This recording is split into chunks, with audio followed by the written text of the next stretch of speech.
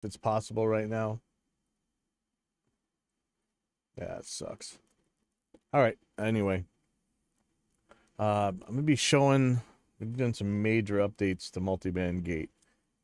Show you guys what we got. So I'm gonna pull up the test project.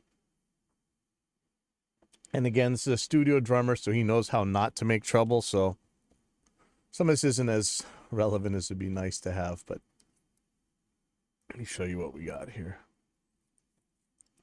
So this is like a wireframe temporary GUI. So this is not actually what you're going to be seeing as the user interface, really, but you'll get some hints about it. Pull up the chat. Oh, let me go to, let's try the kick track first. To the solo kick. And here we go. I haven't actually tried this version yet. I had some questions for Dave, and let's see if this has the let me see what he said. The drop down is under the link button threshold slider. Drop down is under the link button threshold slider. Oh, nice. All right. Okay. I don't know if we've dealt with the other things I was worried about. We'll check this out in a second. So let me just play some audio here.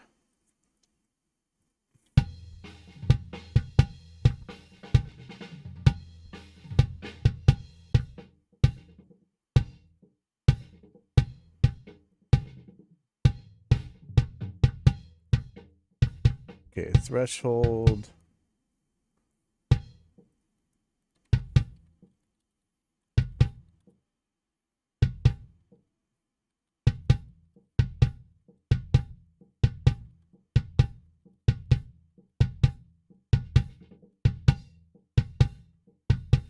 Let me bypass this real quick.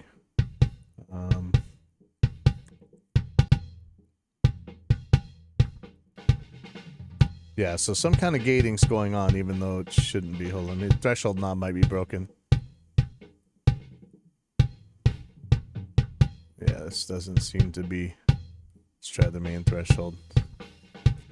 Okay, so that's working. So this, something's weird with this knob. This is why this is an alpha. So there's so one thing you see here is we're just looking at one band in this main window. We may have an overview window, may not, I don't know. But you can see what's happening here on the side. I think people were saying it was a little bit confusing for them, so I'm gonna make this easier. The other thing is that now, if you want independent thresholds for each band, you got them.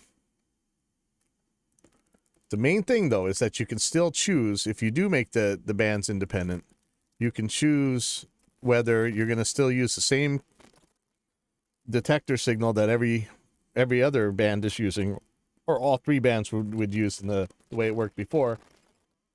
You can do that, or you can do it per band like we do in Dynamic EQ and our multi-band compressor, which isn't really a product yet, but we do have a working version of it.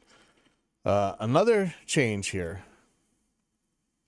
is this. This is a big one for me, is the attack shapes.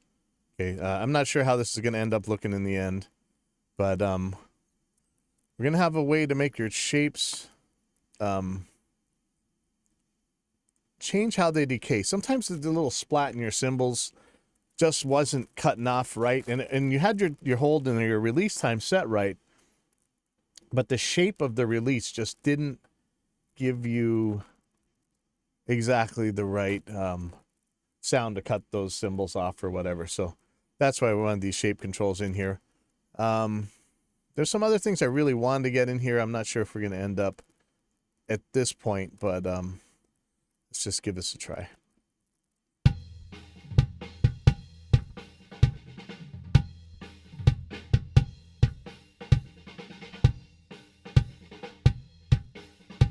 Okay, so we'll use this in normal mode. Yeah, see, I gotta get this threshold thing working again.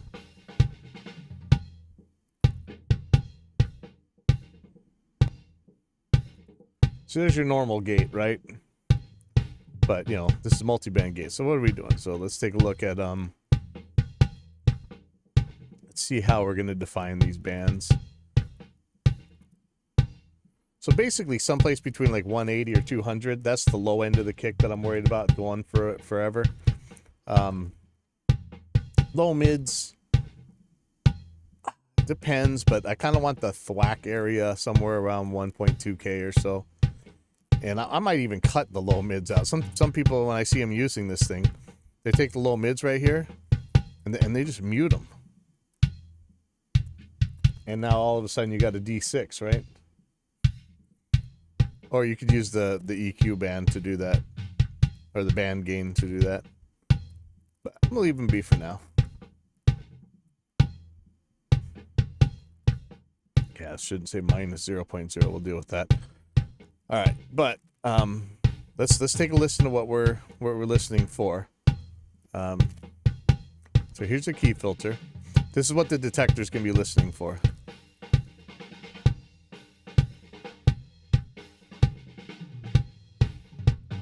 Sorry. So here's your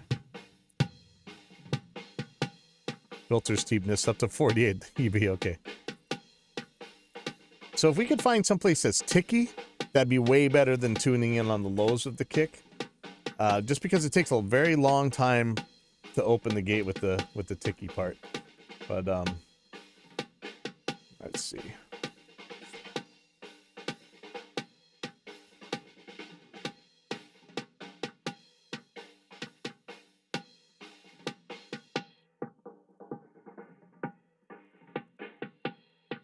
Might be able to open it up here. I'm gonna turn the transient shaper on as well. Not sure how to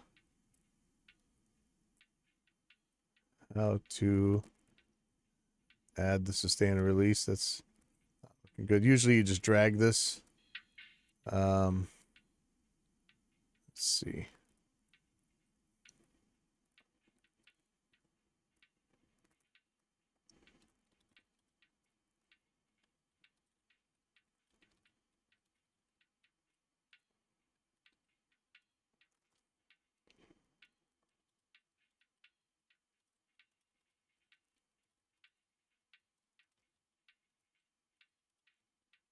Okay, so this transient shaper is going to add a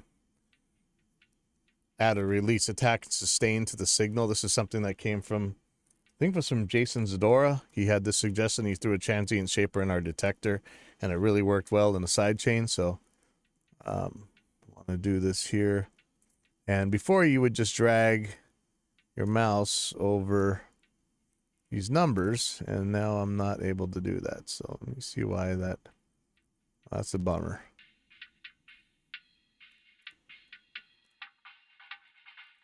This may be a good enough signal to do this, but I would really like to be able to use these. Let me see if there's like a, let me blow it up a little bit, see if that helps. Doesn't seem to.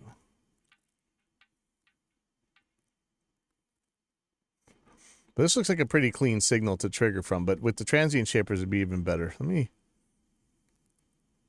go back here. See if this has anything to do with the filters.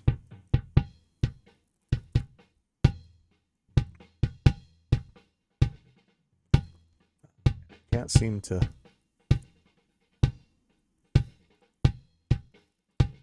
Not sure why, but I can't drag these numbers. I can't click on them. I can't right click on them. It's a bummer because this really helps, but oh well, we'll deal with that later. But this is an alpha.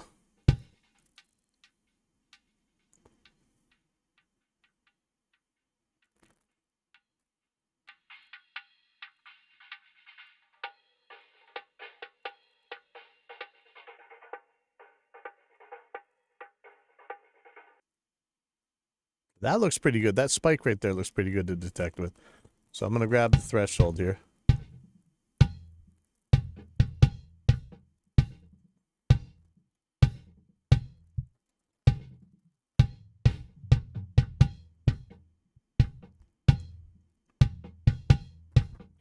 let's take a look at the real waveform here. Make sure we're getting what we think we're getting.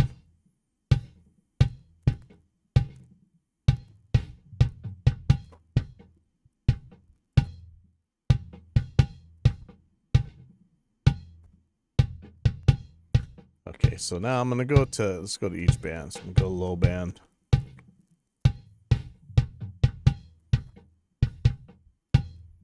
Solo that. Oops.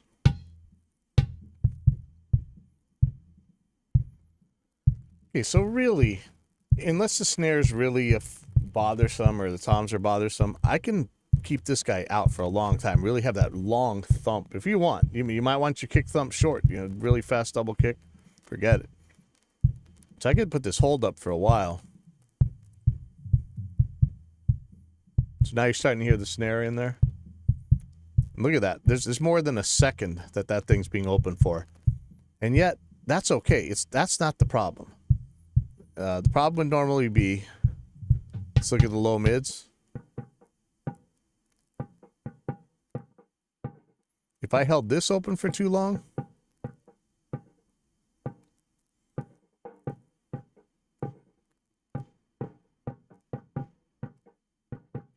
every once in a while you're hearing a snare in here. It's actually not that bad, but just for example. And I really don't care much about this frequency range here. I can close this fast and I'll be very happy.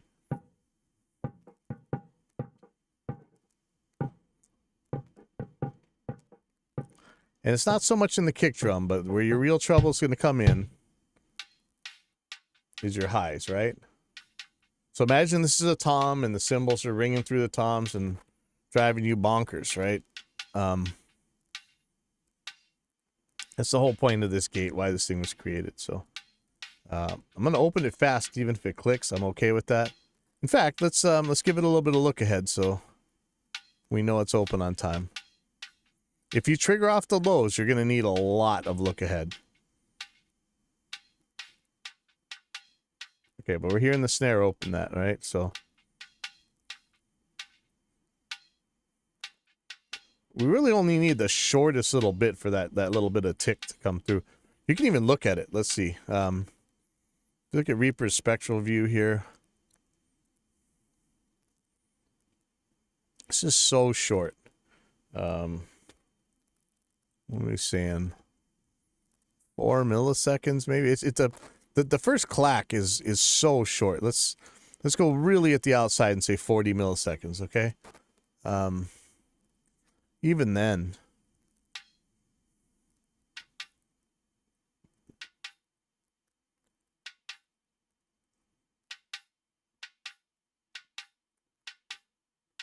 this would be even excessive right here. So this is like 80 milliseconds, 40 milliseconds to hold, 40 milliseconds to release. The shape before could end up kind of hissy on the way out. This actually isn't that bad because it's a kick drum, but now you can make these release shapes.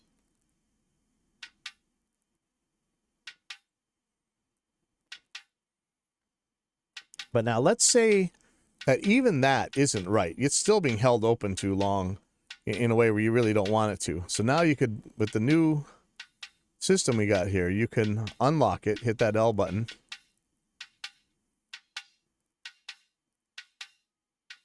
And you should be able to set the threshold different. Doesn't seem to be working, actually.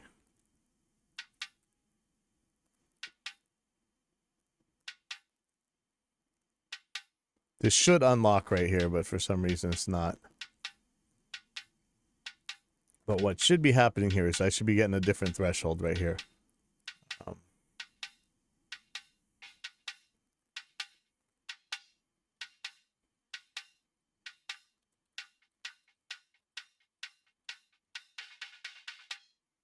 Let's see what happens if I change the band. No, it's still not working. Alright, well that's just a bug we'll have to fix. Let's see if it works if I take it out of solo.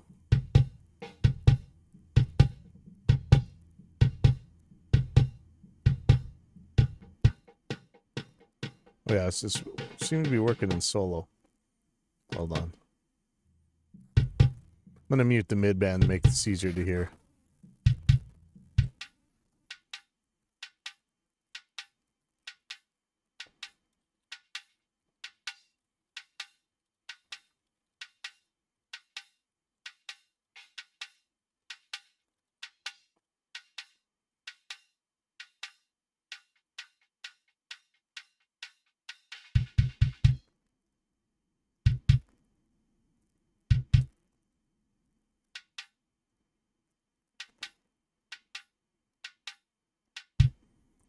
Okay, wait, hold on, I'm screwing up.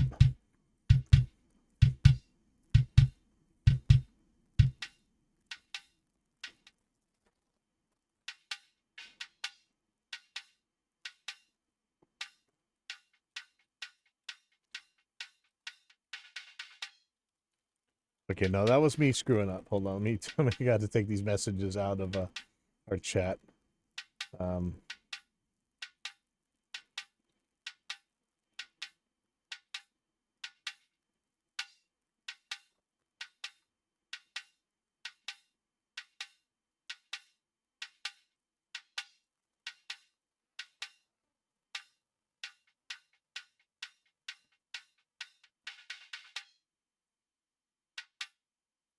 Okay, so that is what it's supposed to be doing. Okay, so watch the the highs. So if I've unlocked this, it's no longer following the threshold that the rest of the bands are following. I can set this a little bit higher. See, now it's not even opening, right? Shouldn't be showing these graphics, though. It's correct here, but it's wrong here. Not sure if I like that or not.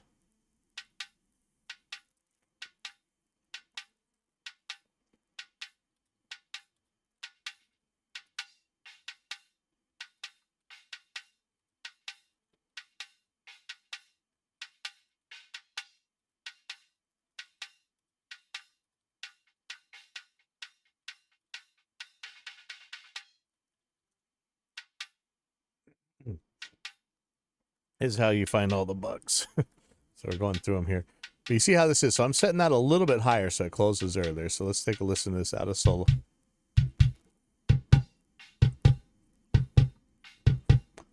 So really, you see that I almost just mute that mid band. I know that's some sort of blasphemy or whatever, but or maybe, you know, go in and pull it down a little bit, or just put dynamic EQ on. I think I'm happier just pulling that band down or muting it than using dynamic EQ, though. Let's see. Yeah, I don't register them because I need to test the registration stuff and what.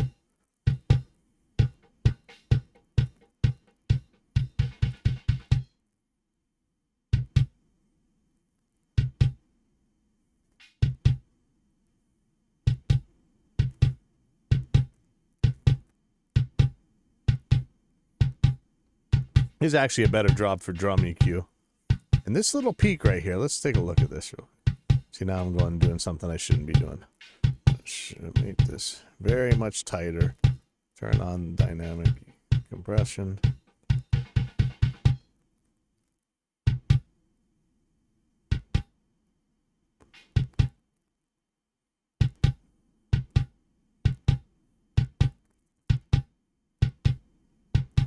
Just watch if I turn this off. It's kind of really depends in context though, but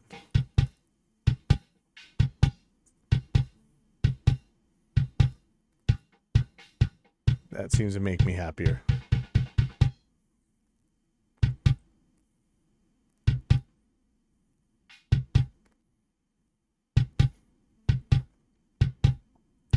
And then let's see what happens if we take from our friends at Audio Assault the exciter.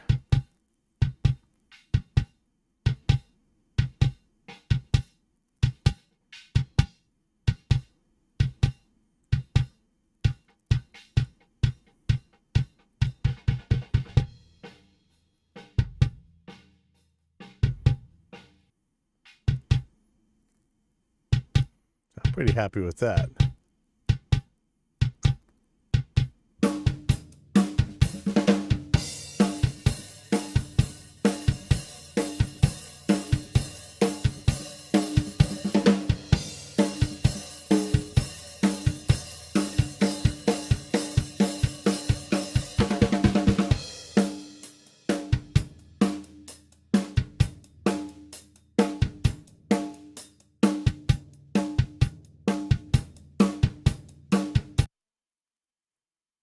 This try something a little bit trickier real quick. Snare. Unfortunately, again, this is a studio drummer, so he knows how to not have the cymbals making all kinds of trouble. But it's not bad. My high pass is pretty high.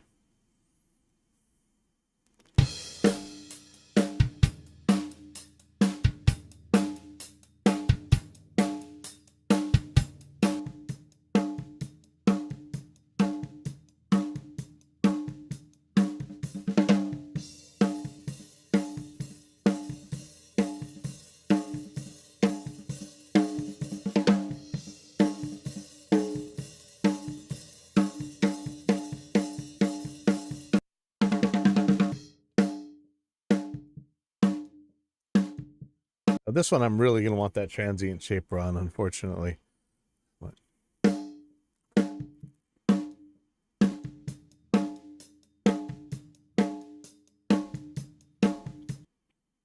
What I would probably do is use the bottom snare in the side chain to actually control this gate. I would use the side chain and send it in from there.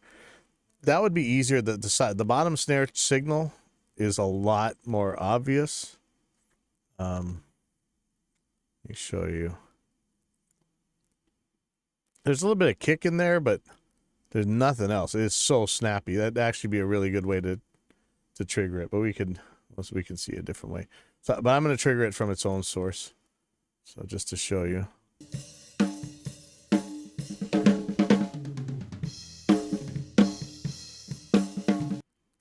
So right here around 200 hertz, that's where the snare's resonant frequency is.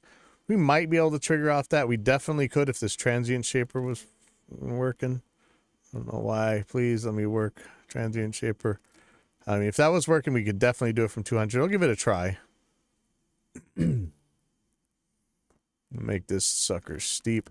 And you know when you do a steep filter, it peaks. But in the case of something when you're detecting, that's actually a feature, not a bug. We'll see how this works. This may or may not work well. This little area right here.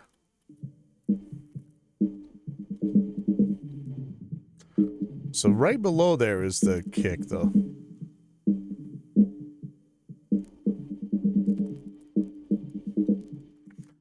Yeah, see, it's just not sharp enough. Let's look at the detection here.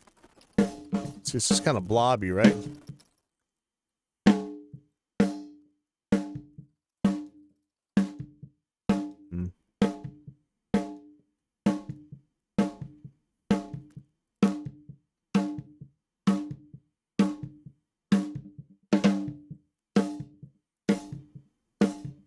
So you hear a lot of kick bleeding in here. So let's take a look at what we care about. This area right here, where it matters, right? We probably high pass from there, and then the real snap of the snare is going to come up here around 2K or so, and that's where the cymbals and stuff are really going to make trouble. So let's get this low first. I don't really want that kick drum in there, but I do want the bonk of the snare.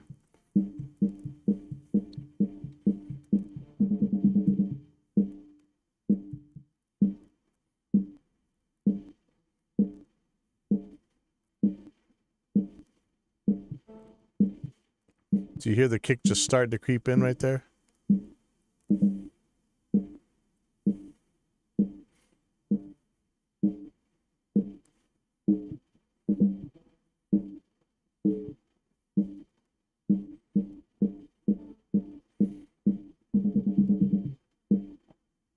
So So that's pretty short. One of the other things I could do is lower this band down here and just turn it into a high pass.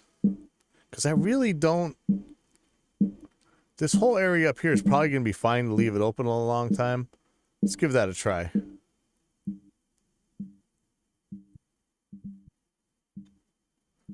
That may or may not work. I may not like what it's doing in the mids, but we'll find out. So we're just going to mute the lows. So let's solo the mid band. So we might be losing some of the stuff we really want, though.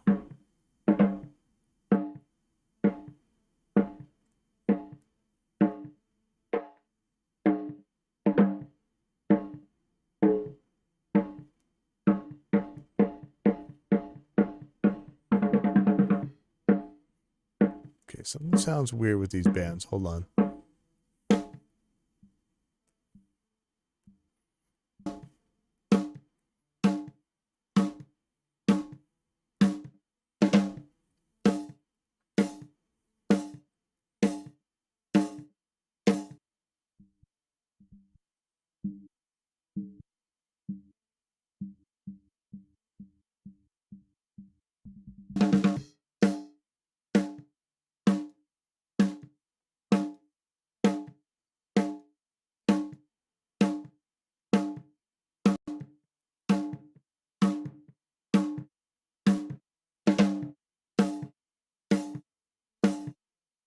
You hear the kick keep jumping in. It's kick boom. Kick boom.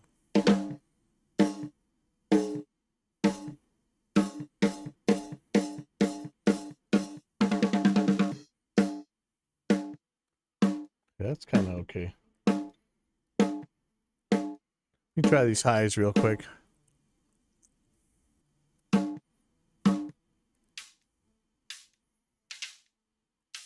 Okay, normally these highs are a real problem. I don't want this cymbal spitting out. This isn't actually that bad. That's the problem. This is a studio drummer. But let's go ahead and give the shapes a try here.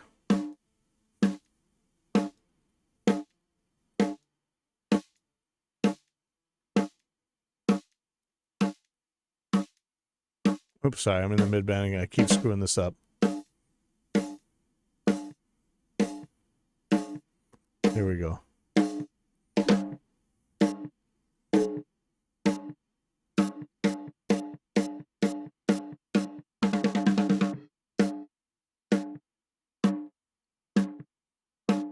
Just want enough for that stick. But we don't want to get in spitty, so this is where these shapes really come in.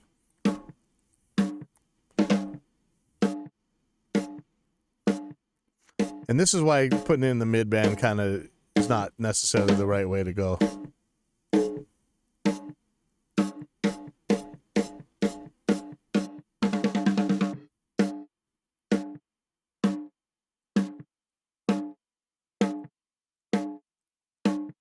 You still hear a little bit of it around the crossover point.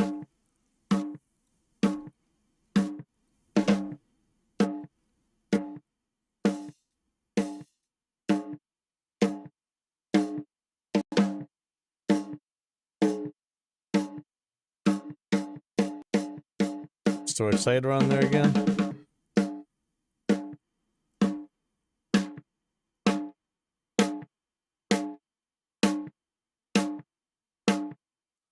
And put it in context.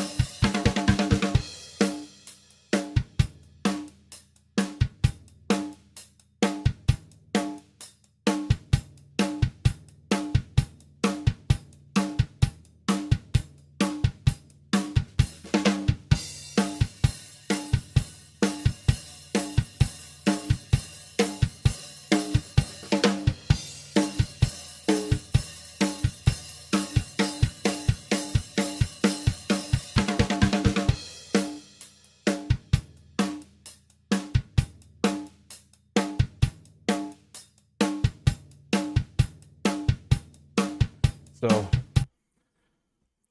later on, after we get some of these little things fixed, I'm gonna find some tom tracks that actually have some real problems with cymbals. That's where this thing really shines. Like, this drummer makes it too easy. So normal drummers you're gonna deal with, there's a lot of cymbal bleed and stuff. So I'm gonna find some of those. I'll be back later on. But thanks for hanging out here.